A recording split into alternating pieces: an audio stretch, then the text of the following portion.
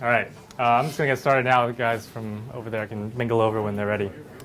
So my name is Garrett. I'm the Director of Engineering at a small company that's pretty new called Odiago. And what we've been doing for the last year and a half or so has been spending time with lots of different companies across several industries trying to figure out where data is their bottleneck and trying to identify themes of the kinds of problems that they have and then build some software that actually helps them solve those things. So the major theme in talking to companies from mobile to finance to healthcare are building personalized applications. And we've been building personalized applications for a long time in the industry, but it's becoming a real problem now because of scale, because of web scale. We're in a situation now where you can't fit all of your customer or your user data in one Postgres database as we would want. So what do I really mean by personalized application? So here's a traditional model of most websites that you see today, or even most brick and mortar businesses.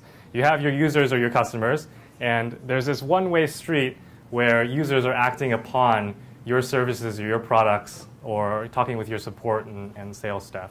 And there isn't a good way to kind of close this loop. And so when I say personalized, I mean just this arrow right here, that we're going to react to how users are interacting with your business by interacting with them, and personalize, and not just acting towards the lowest common denominator, but having a unique experience for Bob and Bill and so on. So this is the crux of the problem, and we've built a system called Wibidata to solve this arrow. And although it looks simple on this slide, it's not that easy. So here are some examples of the types of personalized applications I'm talking about. You've heard of surely all of these things, but there are several classes of problems, and they're all really related. So recommendations, you've seen the classic example is Amazon. You've seen it at Netflix. People who like this also like that. That's known as item-based collaborative filtering. We have other methods of clustering users, clustering topics, clustering items together to provide good recommendations. Ad targeting is a huge field because there's so much money in it. You want to cluster your topics together, cluster your ad inventory together, cluster your users into the same sorts of categories, and serve the right ads to the right people to maximize your click-through rate and your dollars. Fraud detection, Visa, MasterCard, other banking companies like that, account spam, and the list goes on. So my experience, just for a little bit of background, is in the recommendations and the personalized search aspect when I used to work at Google, and now doing this kind of stuff at Odiago. So what are the requirements if we were building a system to do all of these magical personalized recommendation things? We need to react to events in near real time. That is probably the biggest challenge that we have. If I go to Amazon.com and I view a product, or I go to their homepage and I see a bunch of recommendations, I don't want to see those again. I've already seen it. I've already bought this product. It just looks stupid if you recommend it to me again. And that needs to happen immediately. When I say event-driven analysis, I mean that we're not just satisfied with this once-a-day batch processing of MapReduce, where we're going to recompute recommendations for everybody and then refresh them the next time, the next day. We want to be able to trigger based on events that users are making on our site and react to that. The second biggest challenge is the scale. Because we can't do this in a database, a relational database, we can't make arbitrarily complex queries and do SQL joins and index 5 different ways and have a data cube. We're only going to be able to do things indexed on a primary key, maybe a secondary, and we're going to have to manage it ourselves. Third and fourth, reliable and flexible. This is true about all scalable distributed systems. If it's not going to fit on one machine and it's going to fit on a bunch, it needs to be fault tolerant, it needs to be gracefully degradable, and et cetera. So the good news is that we have solutions for almost every one of these problems. It's just that they haven't all been put together before. And that's what Wibidata hopes to do. So here's one view of our system and how the world interacts on a really high level. You have your users, they're interacting with the internet, they're interacting with your company's web servers, and they want to be able to record all of the events that the users are causing on your site, record their clicks, their impressions, the things that they've seen, the things that they've purchased, stored in some system that's probably keeping tabs on all of this. You want that system to also have good, reliable access to your analysts who are going to figure out interesting ways to crunch these numbers and compute new, better recommendations, better ad targeting, better classification, better clustering. And then serve the data back out of that same system so that when Bob goes to your site and you want to answer to the query, what should I show Bob right now? You can go to this system and get the real-time result. So another way to view this same data is from the data flow perspective. This drawing here kind of highlights another complication in that we're in organizations now on the web which are collecting data from all sorts of different sources. You're not just collecting the web logs from your one server. You're connecting the tweets that they might have made on their social networking profile. You're connecting with the purchases they might have with this recorded with mint.com. You're connecting with all sorts of other data sources that might be in relational databases, might be in other Hadoop clusters, might be How do you streamed join in. those sources together? So like I said, there's good open source solutions for almost each one of these problems individually. So Flume is one great solution for distributing packets across different networks. So you want to be able to stream reliably all of the events from one log server onto your Hadoop cluster, for instance. You would use Flume to do that. How do you actually join the data? Yeah, that's the join key. That's the Yeah. question. So I'll get to that on another slide. Assume for now that this magical box here has the data joined, and this is where the magic happens, as so aptly named. And the personalized data is queryable on the way out. This is what we want.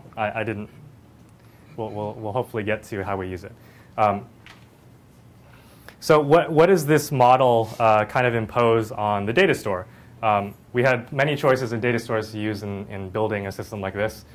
There's large NoSQL column-oriented things like Cassandra, HBase, MongoDB. There's like 4 or 5 others now. What we can't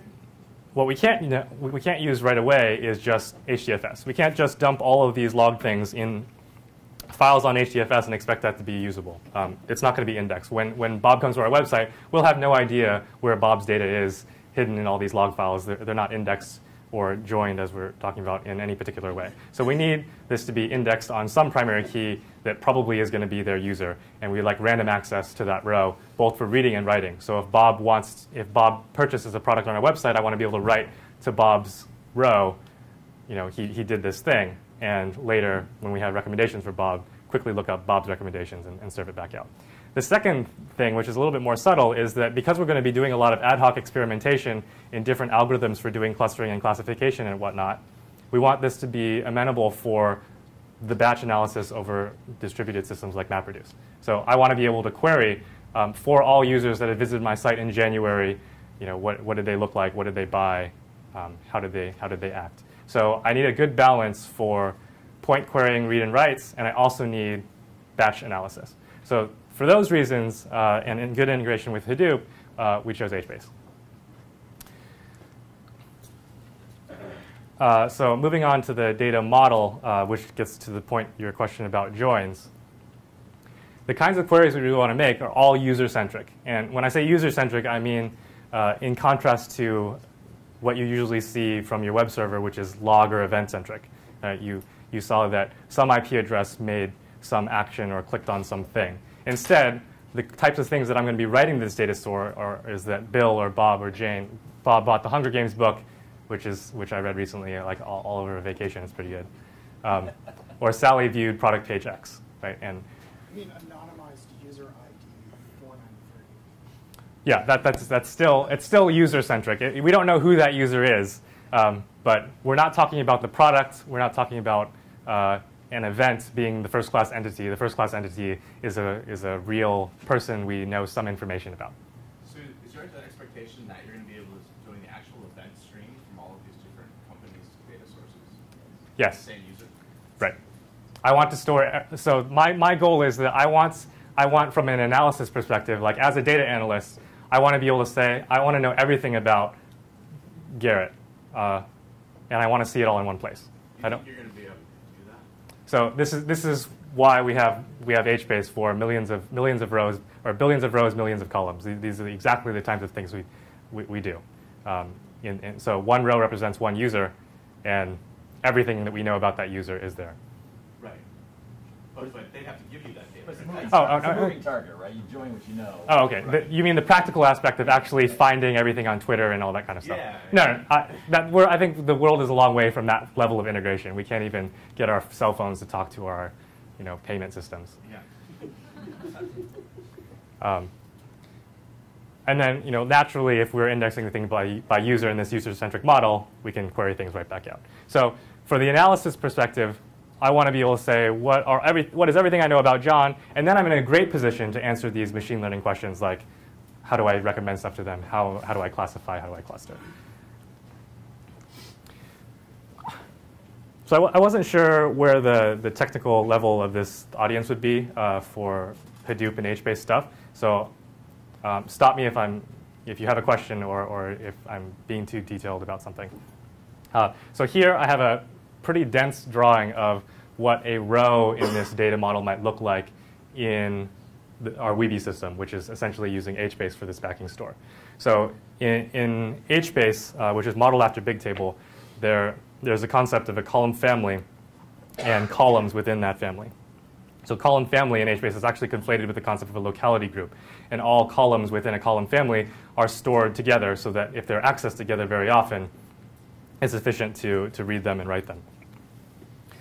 So we want to collect our data about users and store them in these column families so that their semantically similar data is in the same column family. The other thing to note about HBase is that the number of columns within a column family is not specified at schema creation time of the table. You only specify what column families exist. You don't say what columns actually exist in the family. So it's a kind of dynamic, unstructured way of storing data. If I decide that I want to store a new column in the Bob row, that's fine, and I can do that at application time at some time down the road. I don't need to decide now. And the other thing is because it's columnar, I don't need to specify, like there can be a column that exists for the Garrett row, but doesn't exist for the Josh row, and that's OK too. So here I have, in different colors, column families. I have the info column family, which is basic information about a user. I might store their name, email address, and a list of the websites that they've visited, or the web pages they've visited on my site. I might, if this is a gaming site, I might have a games column family that has the IDs of the games that they've played recently on my site. And I want to actually derive a user profile for this guy and some recommended games that they should play, for example. Profile would be a score, maybe, or something? A profile would probably be a weighted vector of some sort that says that Bob is interested in these types of games, like racing games with weight 0.8 and driving, other things like that. In this data model in HBase or Weeby, we introduced some more rich ways of expressing your data. In HBase, it's all just a bunch of bytes. It's really, you can think of it as a three-dimensional byte array, where you first have your row key, then you have your column, and then there's a dimension of timestamp we'll get into in just a moment. But those are just bytes. And although that gives you a lot of flexibility, you can shoot yourself in the foot, right? It's hard to maintain and write your application code when people are just slinging bytes around. So we've added back in Weeby a way to define a loose, evolvable schema using Apache Avro that allows you to specify the contents of your cells and the records and the fields that you may have. Here we're just saying the actual Avro syntax for this. These are JSON strings here. So what this is saying that the info email column, it just has a string type. But it could be arbitrarily complex. It could be a record with several fields in it. And because it's evolvable and Avro's handling that for us, 6 months down the road, if we wanted to add a new field to that record in that cell, we could do so, and it would be backward compatible with all the applications that are not expecting that new field to be there. What I mentioned about timestamps earlier, we use this heavily in Weeby to store array-like data or map-like data within columns in HBase. So unlike the relational world where data is highly normalized, and if you wanted to store the list of web hits that Bill had seen on your page, you would probably have a separate web hits table. And there would be a foreign key from Bill's row in the users table out to those web hits, and they'd be keyed back. That makes it a little harder for analysis. Right now, you got to join all these different things. Instead, in this model, we'd like to just store everything in this row. And we can do that because we can store each cell at a particular timestamp. And HBase will maintain with a policy that you specify how many versions of that cell you'd like to keep with what timestamp over what time range. So here in this webhook column, I'll actually store the event that Bob visited this site or this web page at this time. And I'll be able to query that later when I want to ask what were all the web hits that they made back in January. So what if you see half of this person's internet traffic? What happens then? I mean, that's obviously going to be then you have millions. 40 megabytes. Then you have 40 megabytes of data in your. You try to run a MapReduce job on that, and you only have 15 megabytes of extra space to mess with in your mappers. We can page the data when you're. You're paging it in when you right. Actually. Right. You can specify the page size for when you're doing your mapping there. But you can still write your code in terms of users, which is the nice thing, and then request next pages. So once you have your data in this model, now we're in a suitable place to do machine learning over your users. And we've kind of learned that MapReduce by itself is a little raw. It's a little hard to think about, especially if you're not used to it. So we've exposed a couple of new operators that really end up using MapReduce to be implemented on the back end, but help you think a little bit easier about your data when you know it's about users. So one common thing you do is you want to specify that I'm interested in some set of data about all of my users, and I want to produce some new derived insight about that user. So for Bob, I care about all of their web hits and all of the games that they've played in the last month. And given that information, I'm going to do some crunching and produce some recommendations or produce a profile. And so we call this operation the producer. So you can write a little bit of Java code or Pig code. We're working on other languages as well, where you actually specify these are the data types that I care about for this user, and my output is written back to a new column that I specify. So you could put aggregate data in there, like total web hits, for example. Right. And so this is exactly what you would use, this framework of producers, to write recommenders, profilers, classifiers. And there's more detail in this because you're probably wondering, well, I can't really write a classifier just looking only at the data in this one row. I need to understand what all of my users look like and build and train some model before I can actually do that. And we have a mechanism for referring and declaring dependencies on these models. And then how do you actually build these models and train these models? You need to look across your data vertically. And this you would naturally do with MapReduce. We call it gather because it's over this more complex row structure as opposed to just keys and values as it would be in MapReduce. But the idea is the same. You specify some set of columns that you're interested about your users, and you're given your gather method gets called for each user, and you generate some keys and values, and you write your own reducer, use some of our canned libraries to produce some insight. So when you call gather, does that actually execute a single map, a sort, and a reduce phase, or what is that actually? What is the mechanics behind the gather method? So both gather and produce are interfaces that you can implement outside of the framework of MapReduce. And in practice, gather is today always run within a MapReduce job. So in the mapper we start up, we construct your gatherer, and we call your gather method once per input row here, excluding the whole paging detail. Right. In the producer thing, because we've actually separated it out from MapReduce at all, one of the most powerful things we can do is this event-driven processing that I was talking about. You could be generating your recommendations for every single one of your users in your table all at once in a giant MapReduce job, where the mapper would call your produce method for each row.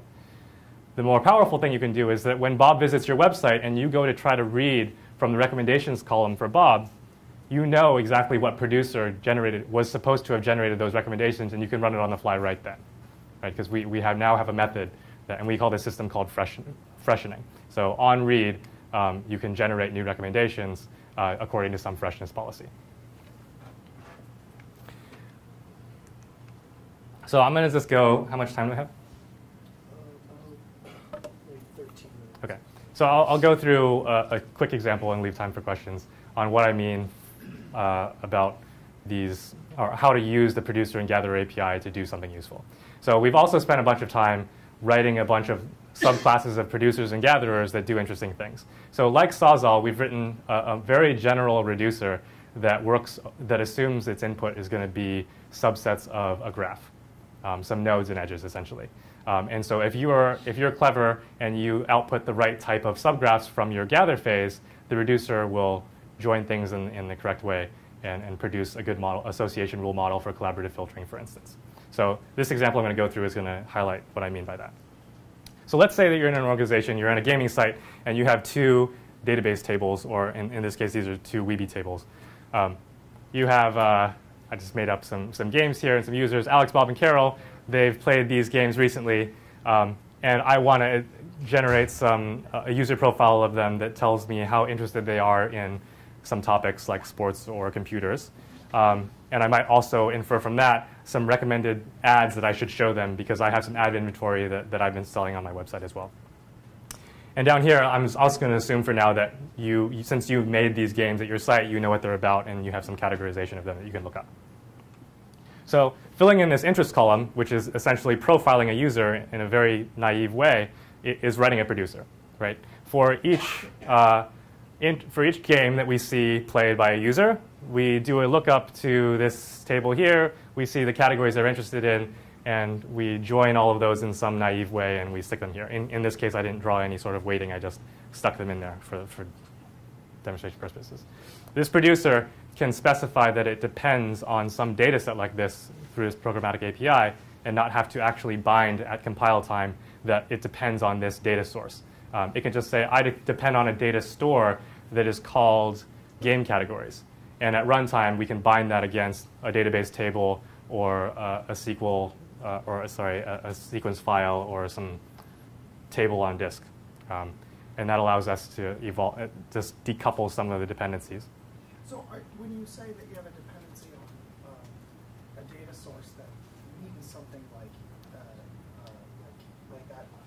Yeah, we constrained you to key value stores essentially. Okay. Yeah. And you define what the keys are, and then it figures out what provides those keys. So you specify. So if I were writing this interest producer based on games, the games interest producer, I would declare that I require a data store called game categories. So it's just an arbitrary string, and I declare that the key type must be a string, which is the name of the game, and the values must be an array of other strings, which are categories.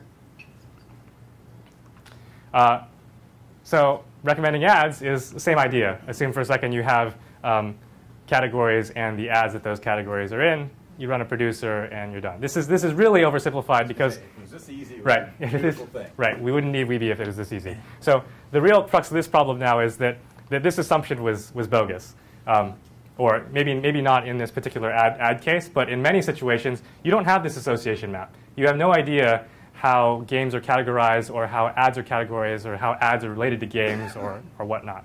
So these are the things that we really. This is the machine learning right here. We need to generate these association rules. So let me step back for a second and now go back to what we're talking about abstractly when we're looking at this concrete database table. When we say that Alex is interested in golf and sports, from a mathematical perspective, we can think of this as a graph. We can say that there are nodes in this graph, and these nodes are entities. An entity can be anything. It could be a user, a category, an ad, a game, right? And we're saying that Alex has a relationship to golf with some weight. There's some affinity there. And for lack of weights that I put there, I'm just going to assign one to both of these. So you're saying that Alex has some a priori interest in golf and sports, and he plays these games. Right. So I can do this for any column. Right now I just did it for the interest column, but I can also do it for the ads that he is seeing. So let's say I have another column that is now ad clicks. And I don't know anything about these ads already. I know that this ad is ESPN and Hulu, but I don't know what categories or what games they're really associated with. But because I'm treating all entities the same here, I can do the same associations. So how do you disambiguate? Like when you have words that can fit in different categories, like golf could be a television, genre, or it could be a pastime, or it could right. be, In practice, I just prefix them with the type of the thing.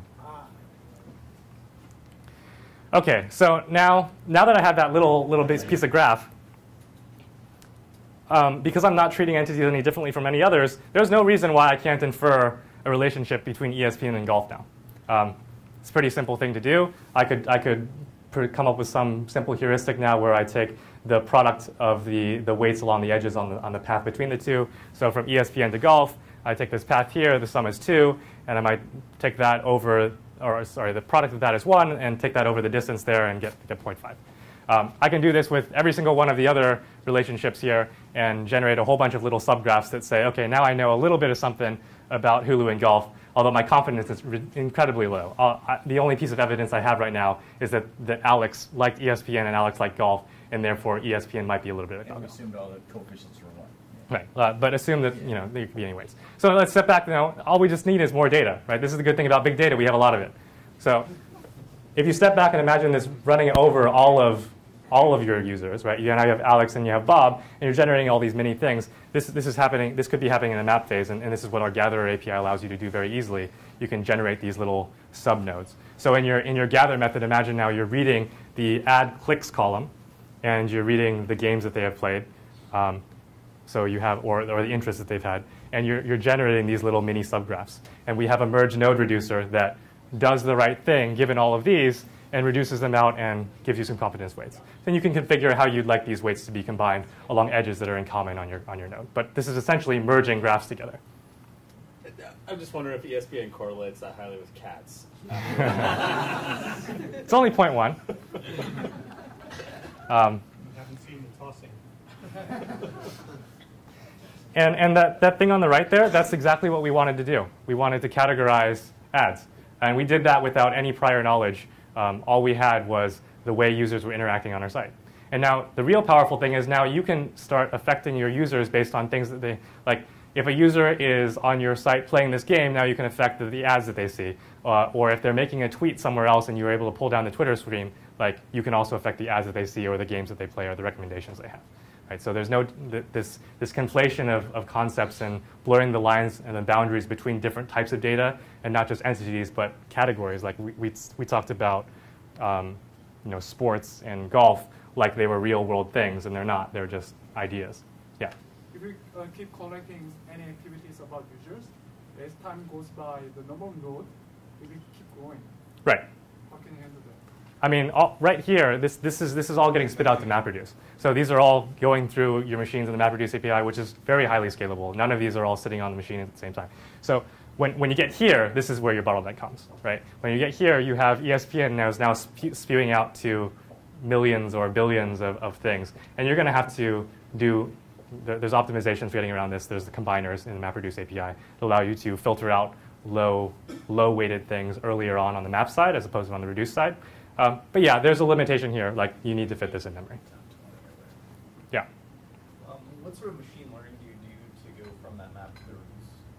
In the reduce from all of those, and do you even take into account older data may not be as useful? Right. Or do you use some sort of k-means on all the different? I can see it Yeah. clustering based on. Good question.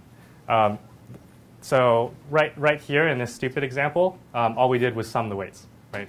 But we could do some better normalization. We could simply do a TF-IDF style thing where the strength of the relationship between ESPN and sports is normalized by the overall popularity of ESPN. Because that matters, right? Just because everybody who likes, maybe everybody has seen the ESPN ad and clicked on it, and everybody also likes sports, but that doesn't mean that ESPN is really about sports. Like, this is probably going to happen with cats. Everybody clicks on ads about cats. Right. And you're going to have this false weighting here. But if you just you do something simple and divide by the popularity of both things, you'll get reasonably far. We have other algorithms for, well, not really algorithms, but methods, functions for normalizing that are smarter than the TF-IDF that take into account the two parameters of your confidence and the number of items that you've seen as evidence. And third, you're probably going to end up running separate MapReduce jobs over your data to contain aggregates of like what is the background prior distribution or the prior affinity for item A and item B, and read that in your reducer. Yeah. If you add a new business, for example, add a new education classes, then how do you handle it? Add a new column families? Sorry, I missed the beginning. Column family design is fixed or dynamic? So it's fixed in the sense that you have to define it. It's not a free-form thing like the columns can be dynamically created at the application level. So in HBase, there's a DDL, and there's actually an HBase admin class, and you say HBase admin dot add family, and you specify a family name, and it does it. We've added a file that you write in Webiland that declares the locality groups of the data that you want and how your column families fit into that. And then it's easy for you to edit that file and reapply it to the table. So you say Webi table -set layout of this descriptor of your table, and it updates it. And that's just for better accounting, right? You don't want any programmer out there to just add a family to your table or remove its family from your table. You want them to edit a file and check it into your code base and have it automatically update. So does that affect the performance if you put a different kind of business into the same column? Yes, it does. I mean, the choice of column families and the choice of locality groups is important, right? I wouldn't put, I mean, the point of locality groups and column families is that you put data together that is accessed together. And so if you don't do that, yeah, you're going to lose performance. Yeah. Just sort of a general HBase question. Operationally, what's your experience been running it in a production environment? So we started working on this stuff about 1.5 years ago. I often tell people that if we had started to try to do this 6 months earlier, we wouldn't have been able to do it. HBase is only now becoming stable enough for people to use in production beyond the few people like stumble upon who have like 5 committers or something that know what they're doing. So one of the niceties of like we've been working with HBase for a long time now. I've worked internally with Bigtable for a long time as well. And so one of the things that Wibidata provides for our customers is a lot of fixes and workarounds for these shortcomings in HBase. Like it's really easy to shoot yourself in the foot with HBase. It's harder to do so with Webi. For example, because this is a sparse store, all of your every single cell that you're storing in an HBase table is fully addressed by its row key, its column family, its column qualifier, which I didn't even talk about, and its timestamp, and then finally the cell data. So the overhead of just putting a bit of data into HBase costs you all of the size of your row key and families and qualifiers, et cetera. So that means that you have to name your column families, 1-byte little strings if you want to be efficient about your store. So, we symbolically rename these and put them down so that, it's compressed and stuff like that. So these kinds of little niceties are things that we do. You can think of Wibidata as an efficient or effective way of using HBase. So that's all I really had to say. In summary, I'm touting this user-centric data model as opposed to the log-centric data model because that's the pivot of the data that you care about when you're doing these types of machine learning things on top of your user data. And HBase provides a good model for implementing that data model. And so if you're interested, check out wibidata.com. It's our product. And email me here if you have questions.